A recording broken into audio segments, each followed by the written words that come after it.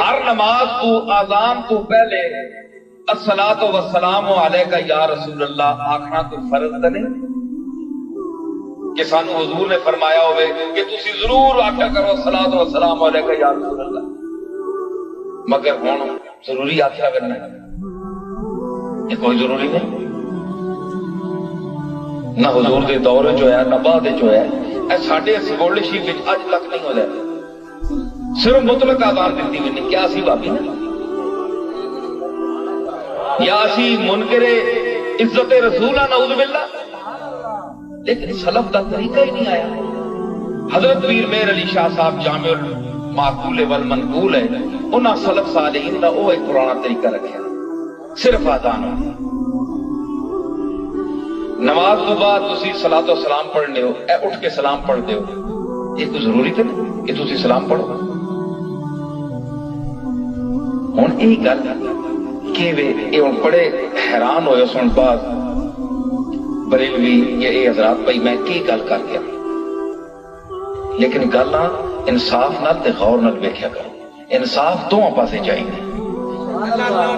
سبحان اللہ۔ چڑ نال پڑھنا ہر آزان تو پہلے الصلاۃ والسلام علیکہ یا رسول اللہ، اس کا کوئی فائدہ نہیں۔ مخالفت ہے کہ وابی تنگ ہوئے گا، دیوبندی تنگ ہو گیا، پیڑ پائے گی، اس کا کوئی فائدہ نہیں۔ اے پیڑ والا صلاۃ و سلام حضور قبول نہیں فرماتے۔ اذان سے پہلے اور اذان کے بعد صلاۃ والسلام پڑھا جاتا ہے، کیا یہ صحیح ہے؟ اس بارے میں رہنمائی فرما دے خواجہ صاحب گجرات پاکستان سے۔ دیکھو بھائی، اللہ کے رسول صلی اللہ علیہ وسلم نے جو ہمیں اذان بتائی ہے وہ اللہ اکبر سے شروع ہوتی ہے اور لا الہ الا اللہ پہ ختم ہوتی ہے۔ اس سے پہلے بلند آواز سے اسپیکر پہ درود پڑھنا یا اس کے بعد بلند آواز سے اسپیکر پہ درود پڑھنا، یا یعنی بلند آواز سے پڑھنا چاہے وہ اسپیکر پہ ہو یا بغیر اسپیکر کے، یہ آپ صلی اللہ علیہ وسلم سے ثابت نہیں۔ صرف اتنا ثابت ہے کہ جب اذان ختم ہو تو نبی صلی اللہ علیہ وسلم کی ترغیب ہے کہ درود شریف پڑھو اور اس کے بعد یہ دعا پڑھو، اللہم رب هذه الدعوة التامة والصلاة القائمة آت محمدا الوسیلة والفضیلة وبعثه مقاما محمودا الذی وعدته انک لا تخلف المیعاد۔ بس اتنا پڑھا جائے گا۔ تو اس سے پہلے اور بعد میں جو پہلے تو درود شریف ہے ہی نہیں، لیکن اور اسپیکر پہ پڑھنا ہے، اپنے طور پر کوئی کسی بھی وقت درود شریف پڑھ سکتا ہے، کوئی پابندی نہیں ہے، لیکن اسپیکر پہ جب آپ پڑھیں گے یا اذان سے پہلے بلند آواز سے پڑھیں گے تو لوگ یہی سمجھتے ہیں کہ یہ اذان کا حصہ ہے۔ تو جو کام رسول اللہ صلی اللہ علیہ وسلم نے نہیں کیا، صحابہ نے نہیں کیا، وہ کام اگر آپ ثواب سمجھ کے کریں گے تو وہ بدعت ہو جائے گا۔ لوگ کہتے ہیں اس میں حرج کیا ہے، درود شریف ہی پڑھ رہے ہیں نا اور کوئی غلط کام تھوڑی کر رہے ہیں۔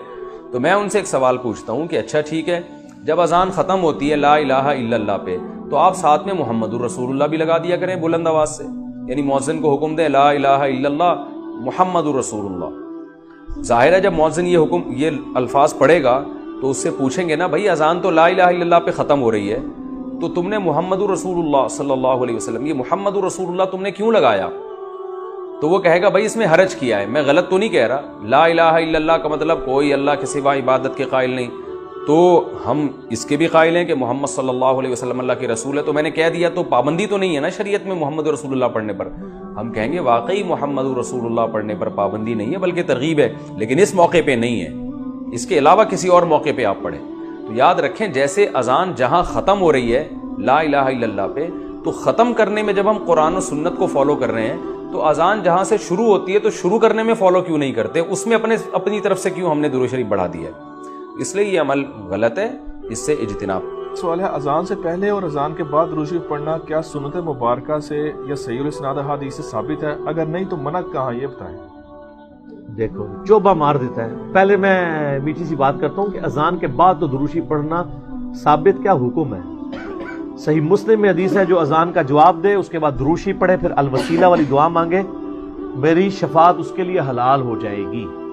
اور الوسیلہ والی دعا بخاری میں آئی ہے، اللہم رب هذه الدعوة التامة والصلاة القائمة آت محمدا الوسیلة والفضیلة وبعثه مقاما محمودا الذی وعدته۔